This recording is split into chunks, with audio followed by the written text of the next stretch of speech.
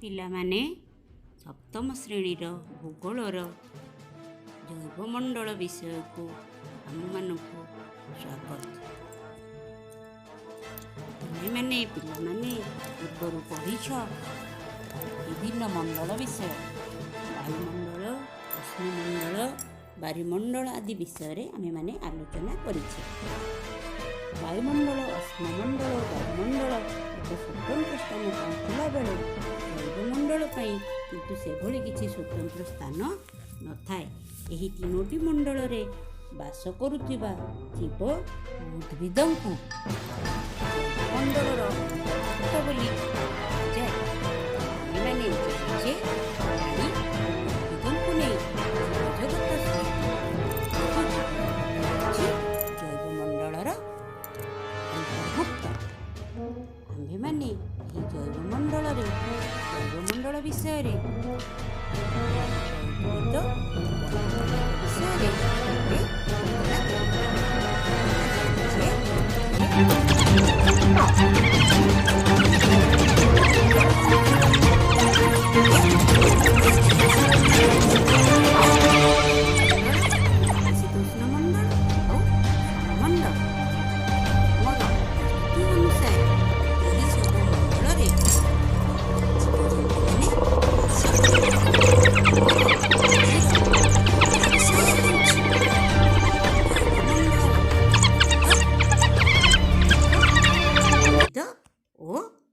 ପ୍ରାଣୀମାନଙ୍କ ବିଷୟରେ। ଆମର ଜୈବମଣ୍ଡଳରେ ଯେଉଁ ଜୀବମାନେ ବାସ କରନ୍ତି ସେମାନଙ୍କୁ ମୁଖ୍ୟତଃ ଅରଣ୍ୟରେ ବାସ କରିଥାନ୍ତି। ଏହି ଜୈବମଣ୍ଡଳର ପ୍ରାକୃତିକ ଉଦ୍ଭିଦ ଓ ବନ୍ୟପ୍ରାଣୀଙ୍କ ବିଷୟରେ ଆଲୋଚନା କଲାବେଳେ ଆମେ ଦେଖିବା ଯେ ଅବସ୍ଥିତି ହିସାବରେ ଜଳବାୟୁ ଅନୁସାରେ ମୁଖ୍ୟତଃ 4 ପ୍ରକାର ଅରଣ୍ୟ ଦେଖାଯାଏ। ତାହାକୁ କୁହନ୍ତି କ୍ରାନ୍ତୀୟ ଚିରହରିତ ଅରଣ୍ୟ, କ୍ରାନ୍ତୀୟ ଉପକ୍ରାନ୍ତୀୟ ପର୍ଣ୍ଣମୋଚୀ ଅରଣ୍ୟ, ଜୁଆରିଆ ଅରଣ୍ୟ ଓ ସରଳବର୍ଗୀୟ ଅରଣ୍ୟ। ଆଜି ଆମେ କ୍ରାନ୍ତୀୟ ଚିରହରିତ ଅରଣ୍ୟ ବିଷୟରେ ଆଲୋଚନା କରିବା। ଆମେ ଜାଣିଛେ ଯେ ବିଷୁବରେଖାର ଉଭୟ ପଟରେ 10 ଡିଗ୍ରୀ ଉତ୍ତରରୁ 10 ଡିଗ୍ରୀ ଦକ୍ଷିଣ ସମାକ୍ଷରେଖା ମଧ୍ୟରେ ଏହି ଅରଣ୍ୟ ଦେଖାଯାଇଥାଏ। ଏଠାରେ ସୂର୍ଯ୍ୟଙ୍କର ସିଧାସଳଖ କିରଣ ପଡ଼ୁଥିବାରୁ ତାପମାତ୍ରା ଅତ୍ୟନ୍ତ ଅଧିକ ହୋଇଥାଏ, ତେଣୁ ଦିନସାରା ପ୍ରବଳ ଗରମ ହୋଇଥାଏ। କିନ୍ତୁ ଅପରାହ୍ନ ସମୟରେ ଏଠାରେ ପ୍ରଚୁର ବୃଷ୍ଟିପାତ ହୁଏ। ହାରାହାରି ବାର୍ଷିକ 200 ସେଣ୍ଟିମିଟରରୁ ଅଧିକ ବୃଷ୍ଟିପାତ ଏହି ଅଞ୍ଚଳରେ ରେକର୍ଡ କରାଯାଇଛି।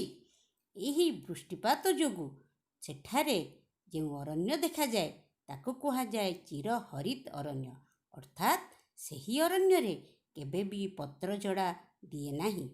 ଏହି ଅରଣ୍ୟରେ ଆଇରନଉଡ୍, ମେହଗାନୀ, ଆବଲୁସ୍, ରୋଜଉଡ୍ ଭଳି ଅନେକ ବୃକ୍ଷ ଦେଖାଦେଇଥାଏ। ଏସବୁ ଛଡ଼ା ଏହି ଜଙ୍ଗଲରେ ରବର ବୃକ୍ଷ ମଧ୍ୟ ଦେଖାଯାଏ, ଯେଉଁଥିରୁ ଆମର ରବର ତିଆରି ହୁଏ। ଏଠାର ବୃକ୍ଷ ଗୁଡ଼ିକ ଘଞ୍ଚ ଏବଂ ଅଧିକ ଡେଙ୍ଗା। ଏହି ଜଙ୍ଗଲରେ ଅନେକ ଜୀବଜନ୍ତୁ ବାସ କରିଥାନ୍ତି। ବିଭିନ୍ନ ପ୍ରକାରର ଜୀବଜନ୍ତୁଙ୍କ ମଧ୍ୟରେ ଭୂମିର ସନ୍ତସନ୍ତିଆ ଅଞ୍ଚଳରେ ବହୁ ସରୀସୃପ ବାସ କରିଥାନ୍ତି।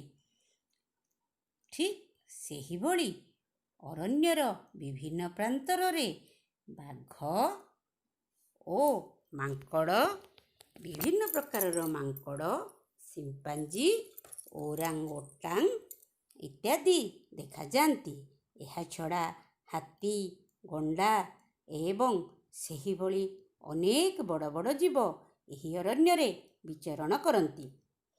ଏହି ଅରଣ୍ୟରେ ବିଭିନ୍ନ ପ୍ରକାରର ପକ୍ଷୀ ଦେଖାଯାଇଥାନ୍ତି। ସେହି ପକ୍ଷୀମାନେ ଉଜ୍ଜଳ ରଙ୍ଗର ହୋଇଥାନ୍ତି। ଏହି ପକ୍ଷୀମାନଙ୍କ ବ୍ୟତୀତ ଜଙ୍ଗଲର ସନ୍ତସନ୍ତିଆ ଅଞ୍ଚଳ ଏବଂ ଜଳଭାଗରେ କୁମ୍ଭୀର, ଜଳହସ୍ତୀ, କଇଁଛ ଆଦି ଦେଖାଯାଇଥାନ୍ତି। ପିଲାମାନେ ଜାଣିଛ ପୃଥିବୀର କେଉଁ କେଉଁ ସ୍ଥାନ ଏହି ଅଞ୍ଚଳର ଅନ୍ତର୍ଭୁକ୍ତ? କଙ୍ଗୋ ଓ ଆମାଜନ ଅବବାହିକା, ପୂର୍ବ ଆଫ୍ରିକା, ଇଣ୍ଡୋନେସିଆ ଏବଂ ଭାରତର ମେଘାଳୟ ଓ ତାହାର ନିକଟବର୍ତ୍ତୀ ଅଞ୍ଚଳ ଏବଂ ପଶ୍ଚିମଘାଟ ପର୍ବତମାଳାର ପଶ୍ଚିମ ପାର୍ଶ୍ୱ ଏହି ଚିରହରିତ ଅରଣ୍ୟର ଅନ୍ତର୍ଭୁକ୍ତ। ପିଲାମାନେ, ଆଜିର ଆଲୋଚନାକୁ ଆମେ ଏହିଠାରେ ରଖିବା। ଧନ୍ୟବାଦ।